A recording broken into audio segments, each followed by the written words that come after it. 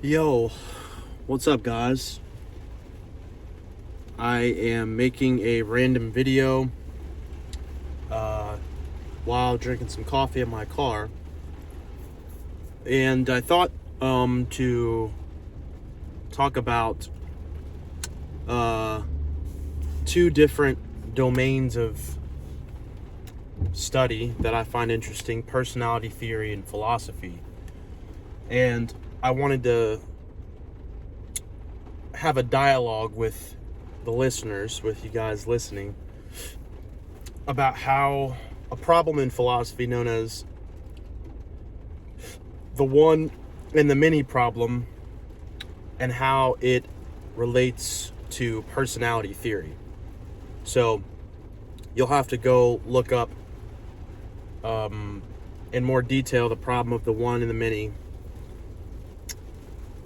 for more specific examples and just better articulation, because I'm not probably going to get every aspect of the problem of the one and the many in this short video. But so basically, the problem of the one and the many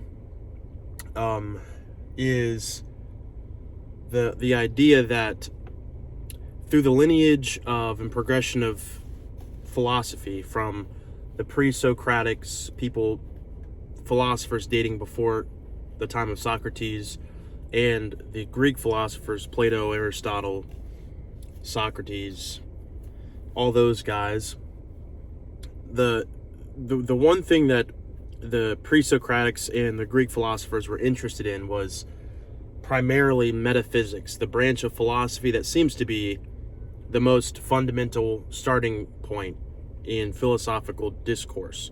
So metaphysics deals with primarily the nature of reality, and it tries to explain what is most fundamental, what is most ultimate, what is most real. And so from metaphysics seems that epistemology is birthed out of. So epistemology is the theory of knowledge. Ultimately, your epistemic worldview will be dictated by your metaphysic. What world exists? What is reality? And if reality is X, how can I know X to be the real, what is? So the problem of the one and the many deals with this prominent feature we understand in reality, that there is a relationship between things that are unchanging and static, like a classification of something, that it has a certain definitional framework of attempting to describe the thing in its form. For example, the form of a dog. The dog is representational of the one, in the sense that there is a classification of dogness, which would be the uniting whole of all the different breeds of dogs. When you get into different types of dogs, different breeds of dogs, you get into the many, right? So within the one unifying concept of dogness, you have German Shepherds, you have Rottweilers, you have Cocker Spaniels, you have Labrador Retrievers, you have, the list goes on and on. But all of those breeds share a common form, dogness. In the same way, the human race would represent the whole, or the one, of a classification of something. There are many kinds of people, different ways to describe different locations, different races, different ethnicities, different genders, so on and so forth. But they all fit within the the oneness understanding of the identity of things, right? And so that concept is embedded in basically every aspect of the differing subjects that we might encounter regularly.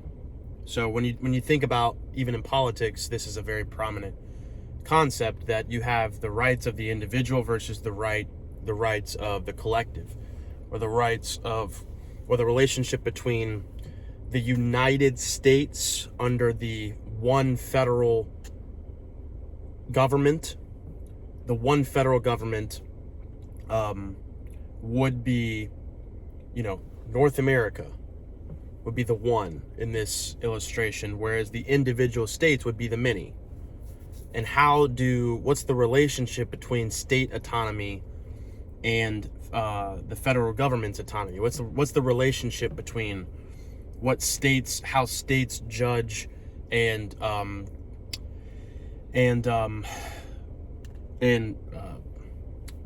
manage the residents within their state versus another state, and how they govern?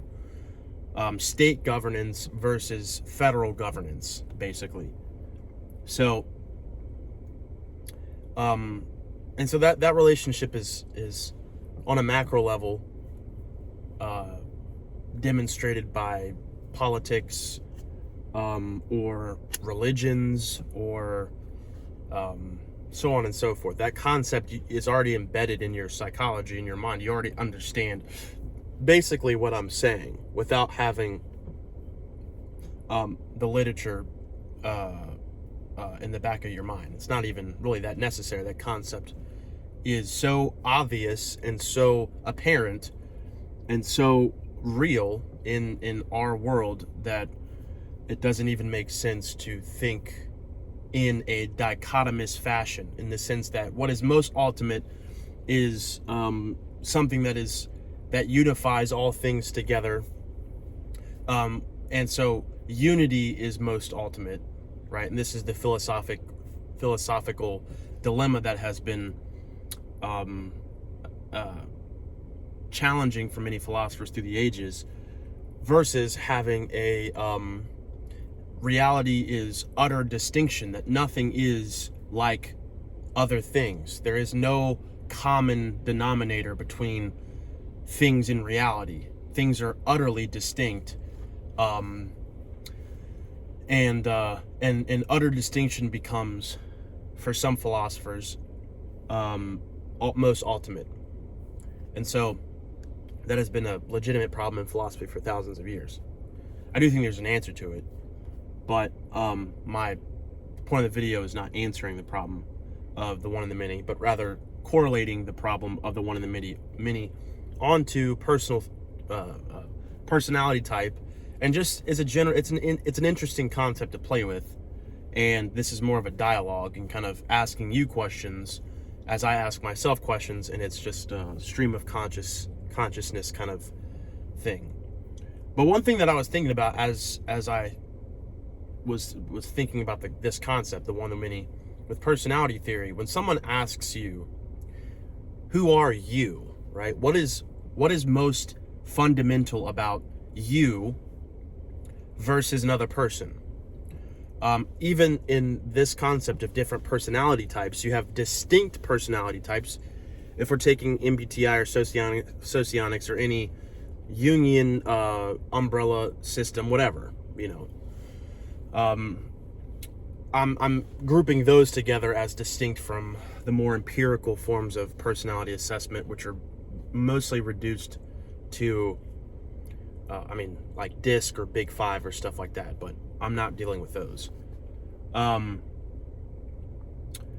Because you could have people who have the same DISC type but have completely different motivations for being dominant or influential or so on and so forth. So that doesn't tell me anything specific about their internal motivation as to what information they value and how they see the world. That just tells me superficial aspects of their behavior in certain environments, especially that are tailored towards outcome focused environments. To me, that's too that gives me a very low resolution of personality in general, especially low resolution for that person in particular. But so when you think of, let's say, a group of a certain type, let's say INTP, right? Or in socionics, LII, so TINE. That personality type could be shared amongst millions of people. And so all of those people would share in the one personality type of INTP. But all of those people are distinct individuals.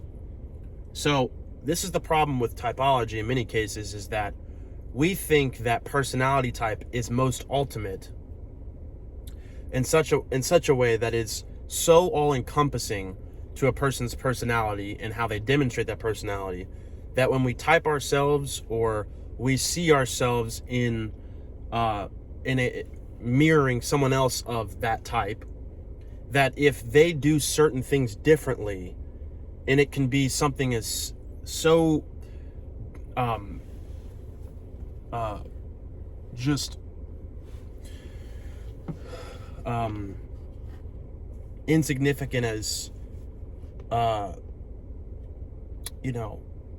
talkative are they, generally speaking, or something very basic and generic as being most ultimate, and therefore, because we have that presupposition that type encompasses the whole of the person, then there should be no discrepancy within intertype relations, or intratype.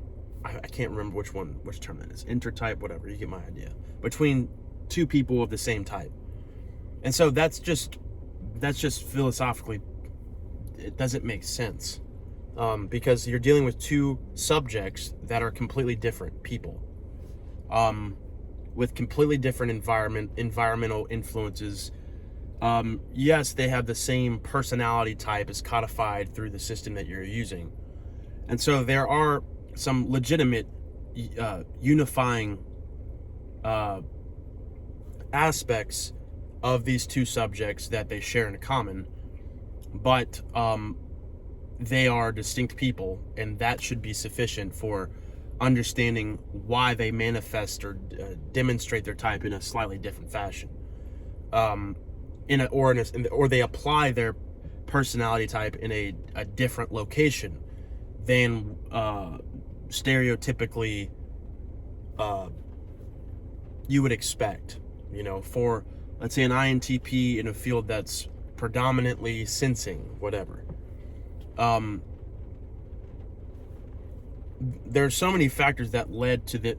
It could just be, self-preservation. Maybe that's the only job that they could find. And so it would be just a logical leap to deduce that they can't be an INTP because they're in this particular field that has nothing to do with motivation necessarily.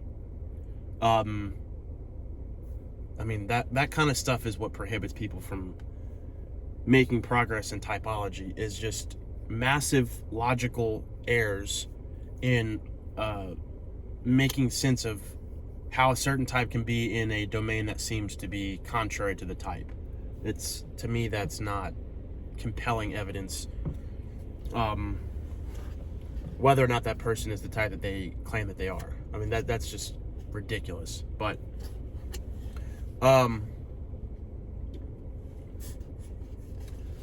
and the fascinating thing is, at what point do we identify personality? Because when you're asking the question, what makes you you? What makes you most fundamentally who you are?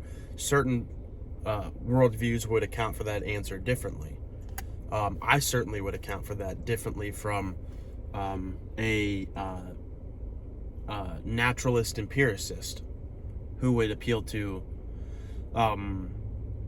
the sheer biological and genetic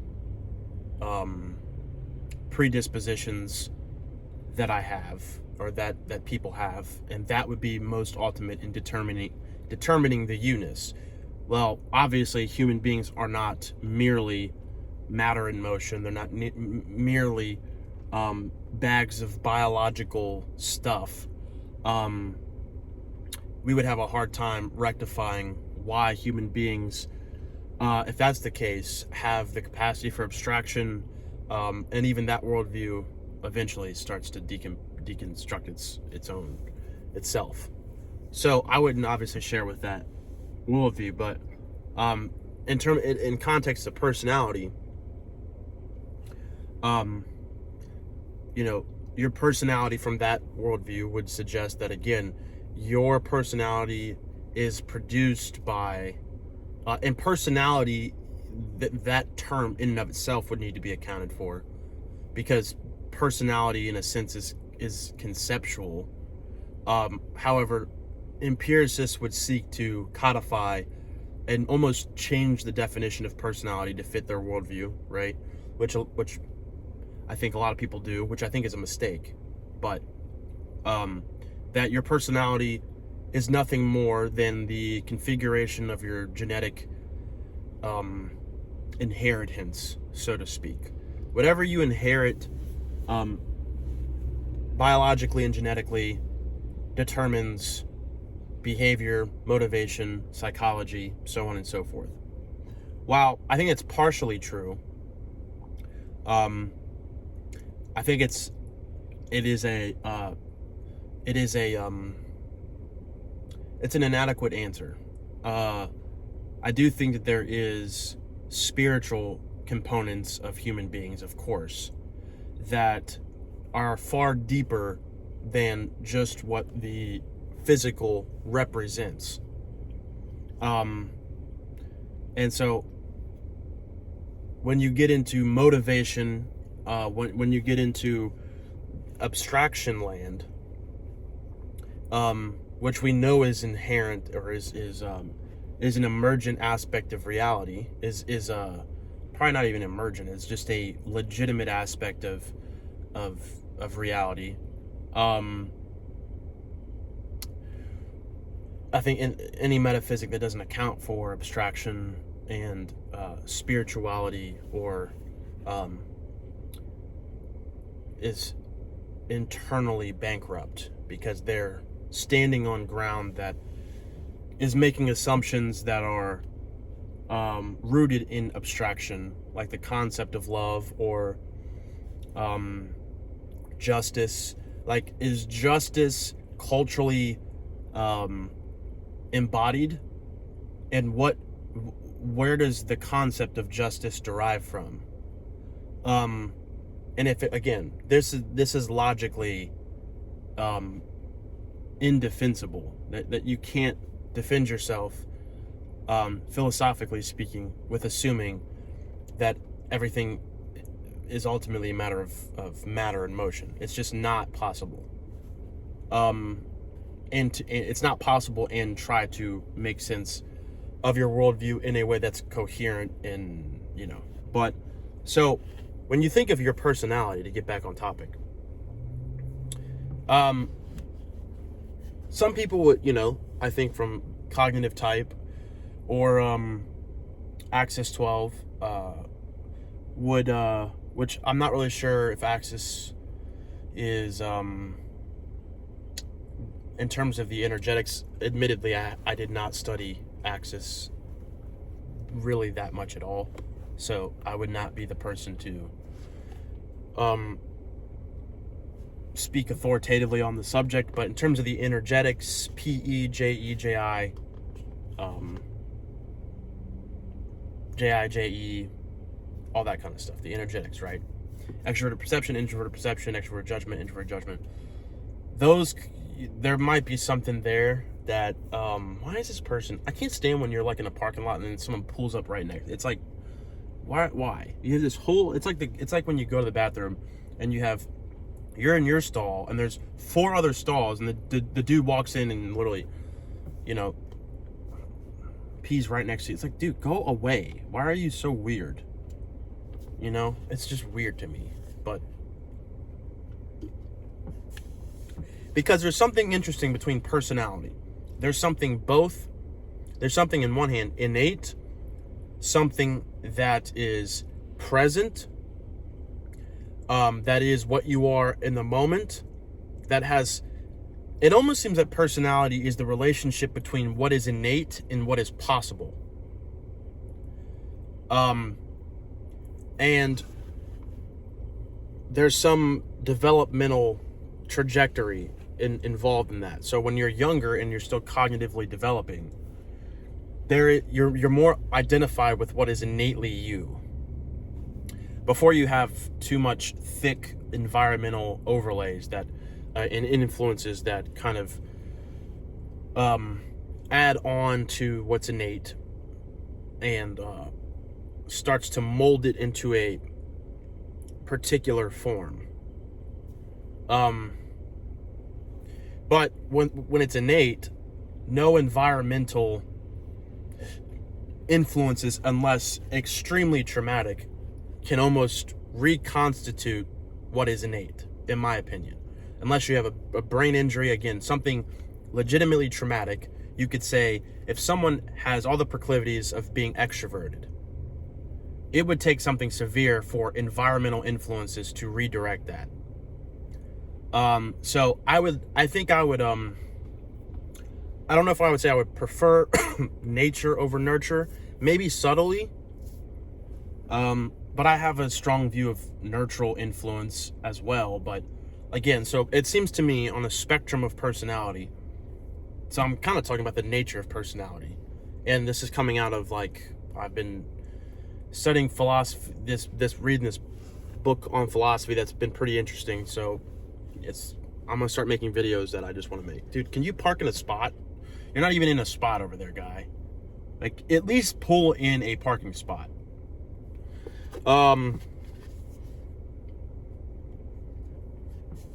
So personality seems to be on a spectrum, in a sense.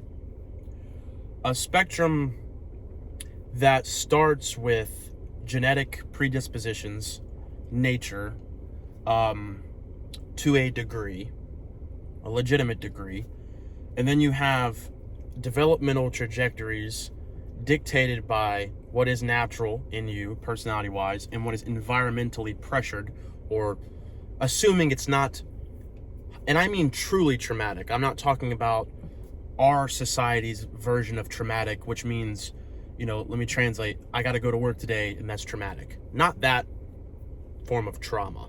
Normal occurrences that just are a byproduct of a very weak nervous system. Like, that's not real trauma. Something that literally reconstructs your neurochemistry, or your brain structure, and your brain functioning. That's a truly traumatic thing, right? A true form of a traumatic experience, in my estimation. I think it is, cognitively, in cognitive science, that's definitely what happens. It's basically when certain parts of your brain are not appropriately translating incoming information in a way that appropriately fits with the cognitive response that it should. That's what happens with anxiety. There's a relationship between the amygdala, which is associated with fight, flight, or freeze, and sounds the alarm preemptively and without really considering the severity of the threat. And then the hippocampus comes along and almost indiscriminately maps present incoming information with past promptings of anxiety. So maybe negative memories, latent or loaded with emotional content that triggers the amygdala and the prefrontal cortex is then disabled, basically, and not able to make a wise judgment about what to do with this threat. And so that is legitimately someone who has anxiety disorder. Everyone has those functioning, that functioning in your brain naturally. But when you have an anxiety disorder, that's always on. And something as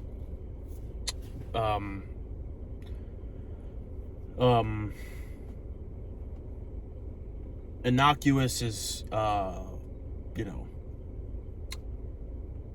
meeting friends for coffee, something very basic, not threatening, turns into a catastrophe cognitively. So then you get to the age of where you're allegedly cognitively developed. I forget the age. Was it for men 25 or something like that? I don't know.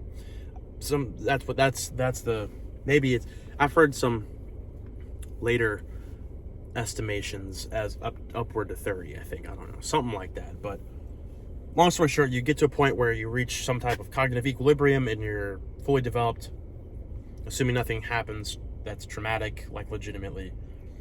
And then so you're in the present and you still have what's innate in your personality. At this time, it's fully crystallized and embodied and utilized. And then you have, so when it's crystallized, it's a combination of what's innate and what is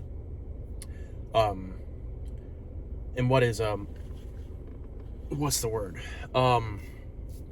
Environmental or nurtural. And the latter end also is, I don't know if this structure exists actually like this per se. There's many ways you could illustrate it. You could have personality as a whole, and then you could draw layers, and the layers would represent what's most fundamental. I don't know if I would say that it's that. It's some type of intermingling between what's innate, where you're at presently, and how those, and then what's potential, skill acquisition, development, so on and so forth. And for some people, those trajectories, the more that they experiment and try to integrate parts of themselves that aren't actualized, and I don't like using those words because they just sound gross to me for some reason, but like new agey, I'm looking at this like skill acquisition, developing, learning a new language,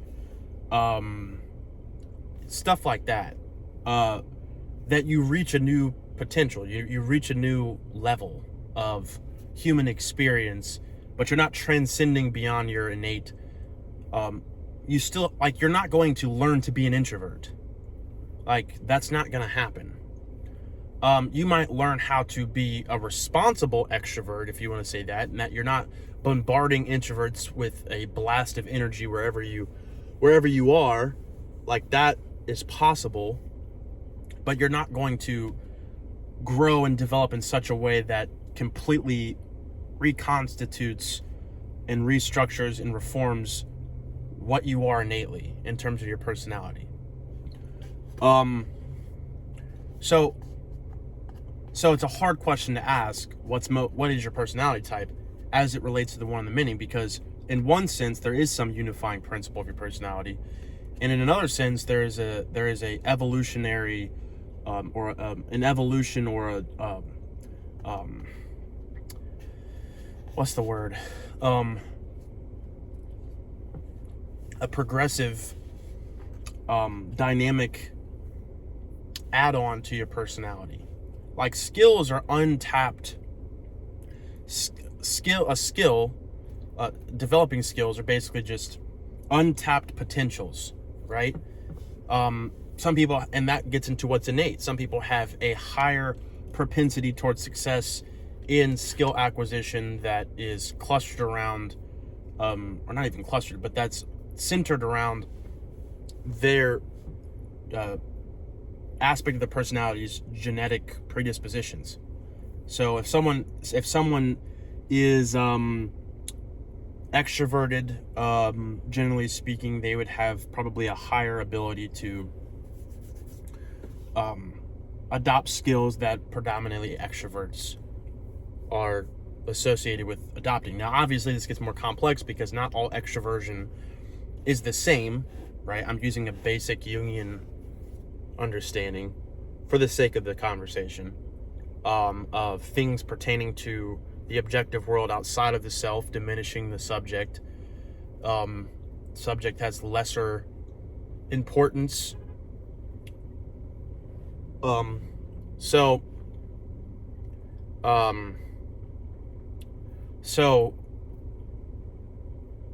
yeah, it just is an interesting idea to think about. And the idea of wasted potential, that's always been one of my fears, is like wasting my potential. I've always understood that, honestly, there are certain things that I'm good at and certain things I'm not. And so I don't really have time or the desire to develop potentials within myself that I don't see as being, first of all, if I don't like it, I don't enjoy doing it, then I don't really care about, and that's just true. So motivation and actualizing, self-actualization of literally developing skill sets and so on and so forth, kind of go hand in hand. Like,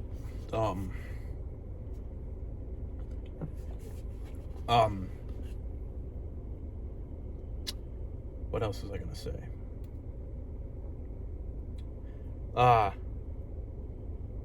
Just an interesting relationship there.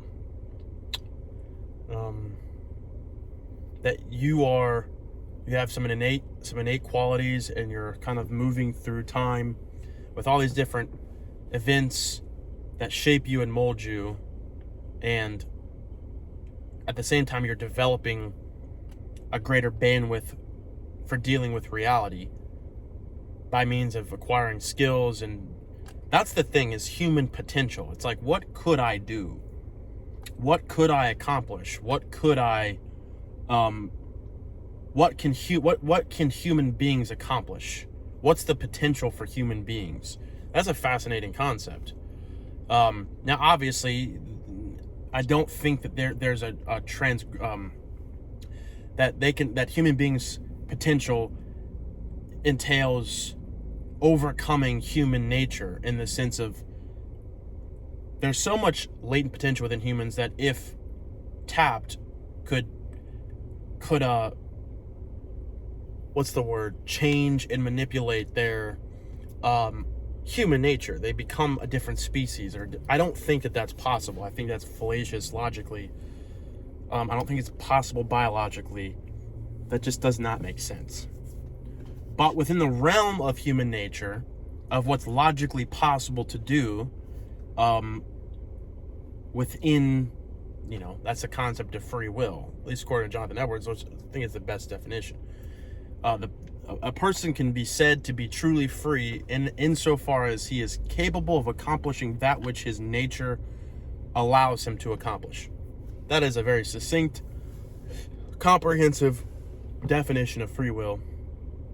And I think we're free to discover, develop, learn, and expand human nature insofar as our human nature allows us to do. Physiologically, like legitimately. I don't care what technologies evolve and to what degree. I think they will expand our understanding, sure. I think that they will enlighten us in many ways, sure. But I don't think that they will be able to fundamentally change the nature of what a human being is. I don't believe that. I don't think it makes sense. Could they eradicate us? Yes, that's no problem. Human beings die all the time. So I think that's possible, and that will happen. There's no question. But, yeah, so that's all I have. Peace.